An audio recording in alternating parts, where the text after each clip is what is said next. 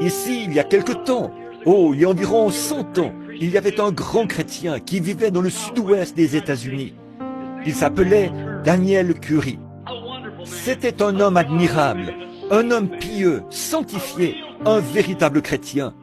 Un homme que tout le monde estimait beaucoup, quelqu'un de merveilleux. Et on raconte qu'il mourut ou tomba en extase. Il dit qu'il monta au ciel, bien entendu, lorsqu'il mourut. Et en arrivant à la porte de perles, le gardien vint à la porte et dit « Qui es-tu » Il répondit « Je suis l'évangéliste Daniel Curie. J'ai gagné des milliers d'âmes à Christ. Et je désire entrer ce matin. Le voyage de ma vie est terminé sur terre. Je n'ai maintenant pas d'endroit où aller. C'est ainsi que cela se produira pour toi l'un de ces matins, pécheur. C'est ainsi que cela t'arrivera à toi qui es rétrograde. C'est ainsi que cela vous arrivera, à vous qui avez attristé, éloigné le Saint-Esprit, en n'étant plus doux ni tendre. Cela fait des années que vous n'avez pas pleuré. Vous n'avez pas rougi depuis je ne sais combien de temps. Et toute modestie vous a quitté, certainement. Mais cela va venir à votre porte un de ces matins. Et alors que le doux Saint-Esprit vient frapper, pourquoi ne le laissez-vous pas simplement entrer? Donc, lorsque Daniel Curie arrive à la porte, ils vinrent et dirent « Nous allons voir si votre nom figure ici. » Ils cherchèrent partout et ne purent trouver aucun nom.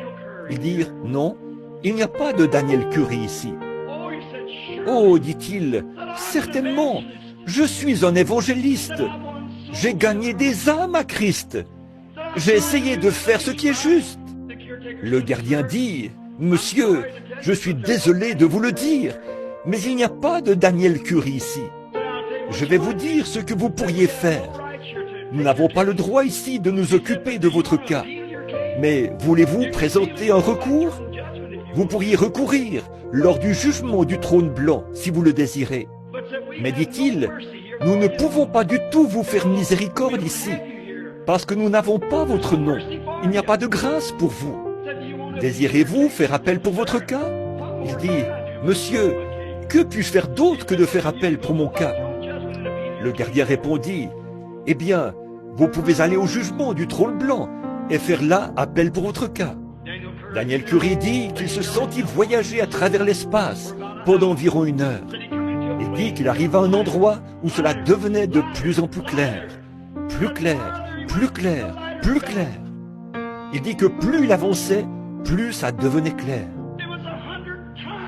C'était 100 fois, des milliers de fois plus brillant que le soleil n'a jamais été. Il dit qu'il tremblait, tremblait. Puis il dit que, lorsqu'il arriva au milieu de cette lumière, il entendit une voix qui disait « Étais-tu parfait sur terre ?» Cela sortait directement de la lumière. Il répondit « Non, je n'étais pas parfait. » Il tremblait. « As-tu toujours usé d'honnêteté envers tout le monde ?» Il répondit « Non. » Il lui vint à l'esprit différentes choses pour lesquelles il ne fut pas tout à fait honnête. « Non, ajouta-t-il, je pense que je n'étais pas honnête. » As-tu raconté la vérité chaque fois dans ta vie? Il répondit « Non, je me souviens d'avoir raconté certaines choses qui n'étaient pas douteuses, qui étaient douteuses.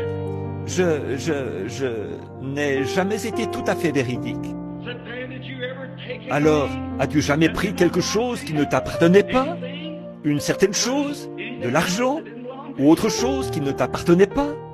Il dit qu'il pensait avoir été assez bon sur terre, mais il était condamné. Il dit, non, non, j'ai pris des choses qui ne m'appartenaient point. On lui dit, alors, tu n'étais pas parfait. Il répondit, non, je n'étais pas parfait. Il dit qu'il s'attendait d'un moment à l'autre à ce que de cette grande lumière, là où la colombe se reposait, retentisse comme le bruit d'une explosion, le mot « condamné ».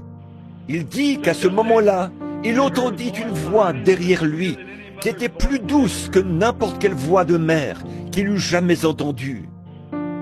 Il dit qu'il se tourna pour voir, et le plus beau visage qu'il eût jamais vu plus doux que n'importe quel visage de mère, se trouvait devant lui.